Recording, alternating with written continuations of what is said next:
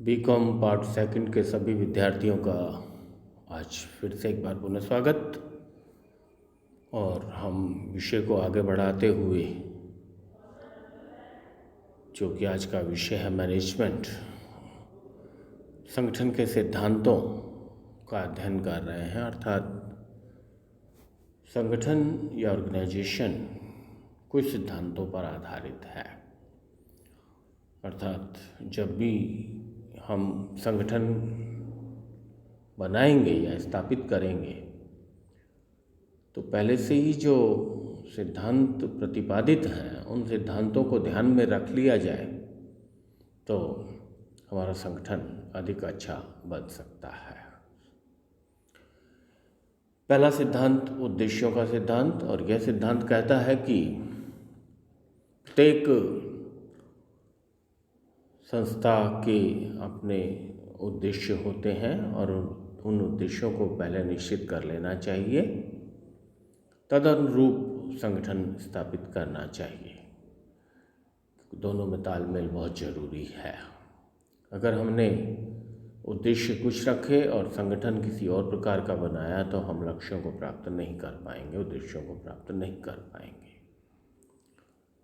कहने का मतलब यहाँ ये है कि पहले से ये निश्चित कर लेना चाहिए कि हम संगठन किन उद्देश्यों के लिए स्थापित कर रहे हैं।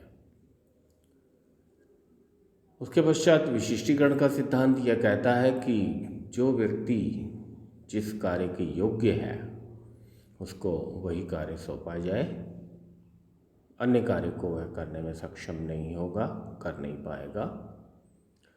समन्वय का सिद्धांत ये कहता है कि संगठन में विभिन्न विभाग और उपविभाग होंगे, उनमें तालमेल बनाकर चलनी है, क्योंकि एक विभाग की क्रिया दूसरे विभाग की क्रिया को या उपविभाग की क्रिया को प्रभावित करे बगैर नहीं रहती।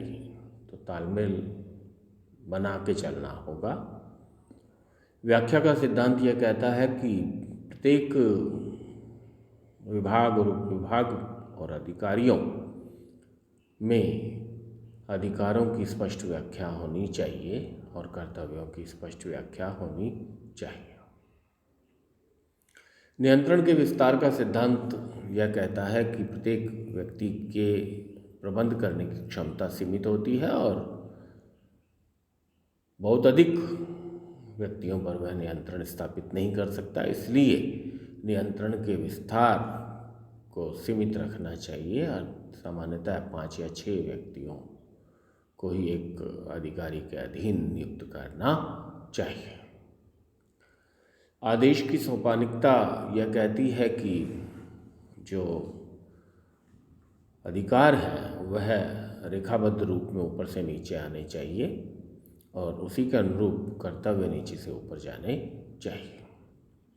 आदेश की एकता का सिद्धांत यह कहता है कि संगठन बनाते समय यह ध्यान रखो कि आदेश की एकता बनी रहनी चाहिए। अर्थात एक कर्मचारी को एक समय में एक ही अधिकारी से आदेश प्राप्त होना चाहिए। एक से अधिक अधिकारियों से आदेश प्राप्त होने पर वह किसी के भी आदेश का पालन अच्छे ढंग से नहीं कर पाएगा। अधिकार एवं दायित्व का सिद्धांत यह कहता है कि दोनों को समान रखना चाहिए। जब किसी को हम अधिकार दे रहे हैं तो उसे उत्तरदायी ठहराएं और जिसको उत्तरदायी ठहराना चाहते हैं उसको पहले अधिकार प्रदान करें। अंतिम दायित्व का सिद्धांत यह सिद्धांत कहता है कि अल्टीमेटली उच्च अधिकारियों को ही उत्तरदायी ठहराया जाना चाहिए या उन्हें उत्तरदायी ठहराया जा सकता है, चाहे वो अपने में से अधिकार दूसरों को दे दें, अधिकारों को सौंप दें बेशक, लेकिन अंतिम दायित्व तो उच्च अधिकारियों का ही होता है। वो इससे वंचित नहीं हो सकते, इससे अलग नहीं हो सकते।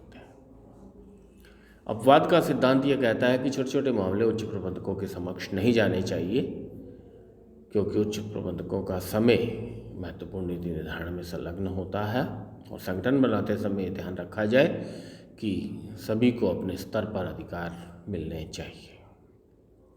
निर्देश की एकता का सिद्धांत यह कहता है कि समूह की क्रियाओं का संचालन एक ही अधिकारी द्वारा हो। अर्थात एक ग्रुप है तो एक ग्रुप, दूसरा ग्रुप है तो दूसरे ग्रुप का एक अधिकारी, तीसरे ग्रुप का एक अधिकारी, इस तरह चलना चाहिए। इसी तरह सरलता का सिद्धांत अर्थात संगठन संरचना सरल होनी चाहिए, समझने योग्य हो, जिसको कि संगठन चार्ट द्वारा देखा जा सके। निरंतरता का सिद्धांत यह कहता है कि संगठन लंबे समय तक चलने वाला होना चाहिए। यद्यपि उसमें परिवर्तन की गुंजाइश रखी जाए, लेकिन लंबे समय तक चलने वाले संगठन अधिक सफलतापूर्वक अपने लक्ष्यों को प्राप्त करते हैं। और इसी तरह समुचितता और लचीलेपन के सिद्धांत को भी स्पष्ट किया गया है। अब मैं आपको संगठन की प्रक्रिया अर्थात संगठन कैसे स्थापित होता है या कैसे स्थापित करना चाहिए बताने का प्रयास कर रहा हूँ। सबसे पहले उद्देश्यों का निर्धारण कर दो और यह ध्यान रखो कि संसाधनों के अनुरूप ही उद्देश्य निर्धारित हो। संसाधनों से अधिक उद्देश्य निर्धारित कर लेने पे वो प्राप्त नहीं कर पाएंगे, और अगर कम उद्देश्य निर्धारित कर दिए तो वो हम जल्दी से और आसानी से प्राप्त करके अपनी एनर्जी को वेस्ट करेंगे। दूसरा है कार्यों को विभिन्न भागों में विभाजित करना। बहुत अच्छी बात है कि जो उद्देश्य हैं उसके अनुरूप कार्यों का निर्धारण होगा और उसके विभिन्न भाग पार्ट करने होंगे कि कौन सा कार्य, जैसे उत्पादन कार्य में, विपणन कार्य में, जैसे वित्त कार्य में, जैसे वर्गीय कार्य में। उसी तरह फिर क्रियाओं का समूहीकरण। हम जब क्रियाओं को निश्चित करते हैं तो अपने आप उसमें देखा जाएगा कि ग्रुप बनाने जरूरी हैं, क्योंकि एक क्रिया एक ग्रुप में हो सकती है, दूसरे ग्रुप में नहीं, दूसरे ग्रुप में हो सकती है, तीसरे ग्रुप में नहीं। तो क्रियाओं का समूहीकरण कर लेना जरूरी है। उसके पश्चात कर्तव्यों की व्याख्या करनी चाहिए, अर्थात जो क्रियाएं हैं उनका समूहीकरण कर लेने के बाद कर्तव्यों कि किस क्रिया को करने के लिए क्या कार्य होंगे, इसकी व्याख्या हो जानी चाहिए। उसके पश्चात योग्य व्यक्तियों को कार्य सौंपना, जो जिसके लायक है उसको वो कार्य दिया जाए। अधिकारों का प्रत्यायोजन करना, बहुत अच्छी बात है। संगठन बनाते समय यह देख लेना होगा कि योग्य व्यक्तियों को कार्य सौंपने के बाद अधिकारों का प्रत्यायोजन करना है, अर्थात जो अधिकार हैं वो दे देने चाहिए योग्य व्यक्तियों को, तभी वह अपने कर्तव्यों का निर्वहन या निष्पादन कर पाएंगे। और उसके पश्चात आपसी संबंधों का निर्धारण करना। यह मैं पूर्व में भी सिद्धांतों में भी बात बता चुका हूँ कि प्रत्येक व्यक्ति के कार्य दूसरे व्यक्ति के कार्य को प्रभावित करते हैं, और यह निश्चित कर लेना चाहिए कि इनके आपस के संबंध किस तरह होंगे और उनको किस तरह उनमें तालमेल बनेगा ताकि क्रियाओं का सही ढंग से संचालन किया जा सके। तो कहने का अभिप्राय ये है कि संगठन की प्रक्रिया बनाते समय इन बातों को ध्यान में रख के अगर संगठन बनाएंगे तो संगठन अपने लक्ष्यों को आसानी से प्राप्त कर सकेगा।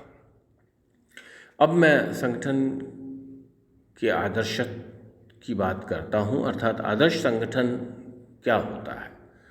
तो हम यही कहेंगे कि आदर्श संगठन वह है जिसमें कि कुछ विशेष गुण हों, कुछ लक्षण हों, उसको हम आदर्श संगठन कह सकते हैं। वैसे आदर्श संगठन की कोई नापतोल नहीं है।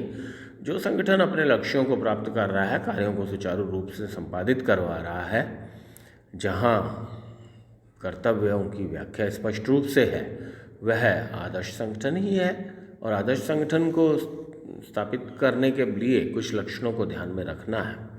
वह है प्रभावी नेतृत्व, अर्थात जो लीडरशिप है वो इफेक्टिव होनी चाहिए, क्योंकि नेतृत्व पूरे संगठन को प्रभावित करता है और वह प्रभावी हो।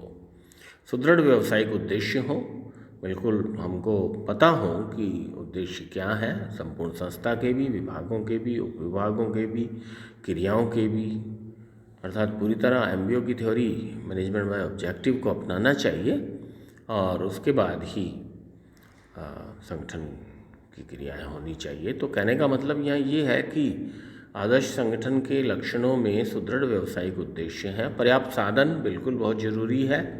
एक संगठन को अगर अच्छा बनाना है तो साधन पर्याप्त होने चाहिए। कम साधनों से फिर कम लक्ष्य रखे जाएं, नहीं तो फिर अधिक लक्ष्य रखे जाएं, और अधिक लक्ष्य रखे जाएं तो साधन अधिक हों, उसके पश्चात सुदृढ़ कार्यात्मक संबंध, यानी कि आपस में जो कर्मचारियों के रिलेशंस हैं वो साउंड होने चाहिए। स्थायित्वता हो, यह भी बात ध्यान रखें अगर संगठन को आदर्श बनाना है तो, कि लंबे समय तक चलने वाला हो, लॉसशीलता हो, बिल्कुल अच्छी बात है। उसमें फ्लेक्सिबिलिटी का गुण भी होना चाहिए। समन्वय, तालमेल बने, संगठनात्मक संतुलन स्थापित होना चाहिए। ये नहीं कि हम किसी एक विभाग पर अधिक जोर दे रहे हैं और दूसरे विभागों पर हम ज़्यादा ध्यान नहीं दे रहे हैं, तो वो गलत हो जाएगा। संगठनात्मक संतुलन बनाने का प्रयास करना चाहिए। मनोबल अर्थात कर्मचारियों को या अधिकारियों का मनोबल उच्च रहना चाहिए, कार्यरत रहते हुए भी उनका मनोबल उच्च होना चाहिए। सुदृढ़ संचार व्यवस्था, कम्युनिकेशन सिस्टम भी प्रॉपर होना चाहिए, साउंड होना चाहिए, तभी वो सूचनाएं एक दूसरे को दे पाएंगे और उनसे समस्याएं ले पाएंगे। सरलता, सरल होना चाहिए। उचित नियंत्रण का विस्तार, यह भी ध्यान रखना चाहिए, जो कि मैं आपको पूर्व में संगठन के सिद्धांतों में समझा चुका हूँ। और इसी तरह क्रियान्वयन बिंदुओं का स्पष्टीकरण, अर्थात जब कार्य किया जाएगा तो उन बिंदुओं को भी स्पष्ट कर लेना चाहिए और कार्यों का समूहीकरण कर देना चाहिए। तो कहने का मतलब ये है कि जब भी एक आदर्श संगठन की बात होती है तो इन लक्षणों को ध्यान में रखा जाए, या ये लक्षण जिसमें पाए जाए वह आदर्श संगठन है। मैं विद्यार्थियों से आग्रह करना चाहूँगा कि पुस्तक की सहायता से और अधिक प्रभावी ढंग से इसका उत्तर तैयार करें, और यह प्रश्न भी परीक्षा उपयोगी हो सकता है। नमस्कार, धन्यवाद।